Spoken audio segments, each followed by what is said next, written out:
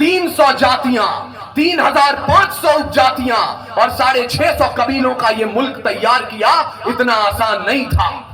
तारीख गवाही देगी इस लाल हकीकत की, खाना खाना पे तलवारों की रणगान बनाया है।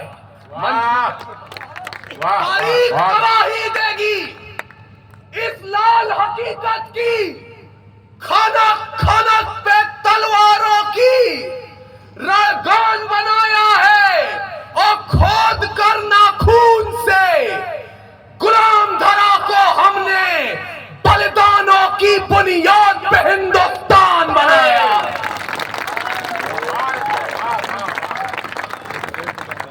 बलिदानों की बुनियाद पे हिंदुस्तान बनाया है। आदरणीय सत्यनारायण जी मेरे बड़े भाई यहां मौजूद हैं। जब से मैं यहां आया, सवाई माधोपुर का आतिथ्य क्या है उन्होंने इस बात की अनुभूति करवाई है।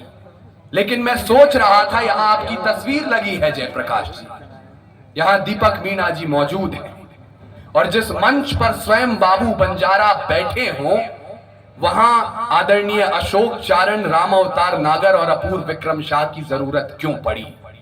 मुझे लगता है आप जब हमें आमंत्रित कर रहे होंगे, शायद आप सवाई माधोपुर को बताना चाहते हो कि तैयार है जो प्रेम का प्रस्ताव मेरे देश में, तो पग पग पे पौरुष पराग भी तैयार है। और प्रीत का जो गीत दिल के शीत के विपरीत है, तो रुद्र वाले रूप का वो राग भी तैयार है। गंगा के उपासक हम तो सूरज के पुजारी भी, निर्मलता है नीर में, जलता भूभाग भी तैयार है। और देख सके तो देखे दुनिया, हिंदुस्तान की आंखों में पानी भी तैयार है और आग भी तैयार है। देख सके तो देखे दुनिया, बहुत बढ़िया। हिंदुस्तान की आंखों में पानी भी तैयार है और आग भी तैयार है। मैं राजस्थान में खड़ा हूं। वीर रस और वीरता की अनुभूति क्या होती है आपसे बढ़कर कौन समझता होगा। अंगारों की कोख में पलता, जब आग में तपता जाता हो, तो फौलाद पिघल कर तलवारों की धार में ढलने लगता है।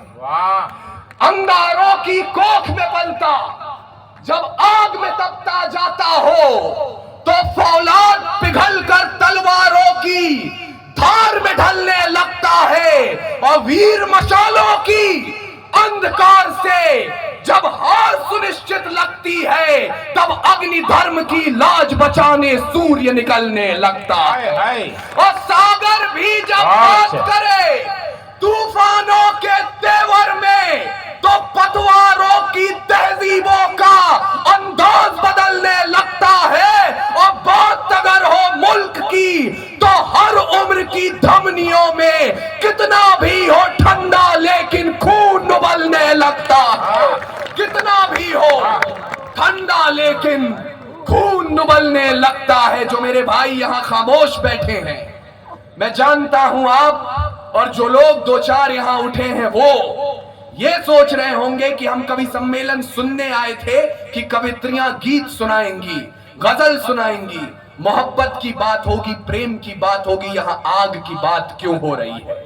मां सरस्वती की प्रतिमा यहां है। युवा पीढ़ी आपसे मुखातिब हूं।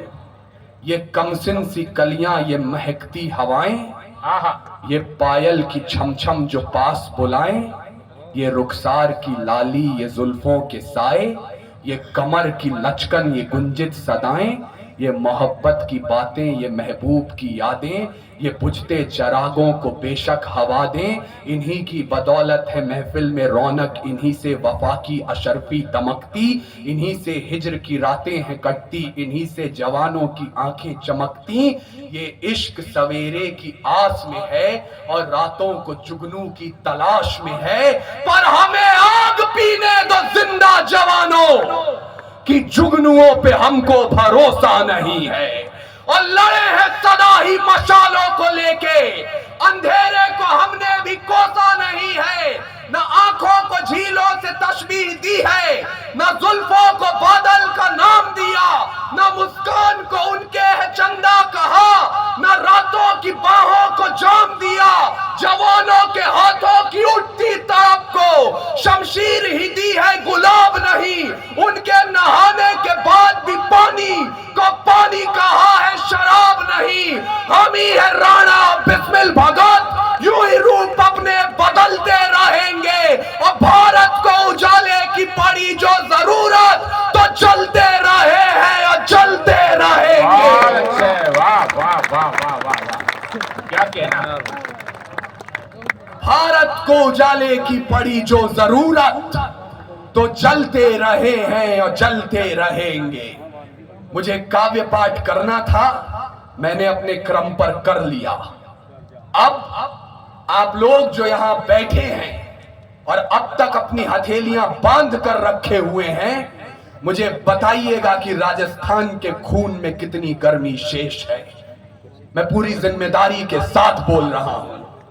जब देश के सबसे बड़े लोकतंत्र के सर्वोच्च सदन में खड़े होकर कोई व्यक्ति भारत की धरोहर को आक्रांताओं के लिए आमंत्रण बता दे, तो हम कैसे चीखें, कैसे बोलें, कैसे रोएं, हमारे रोने का तरीका देखिएगा।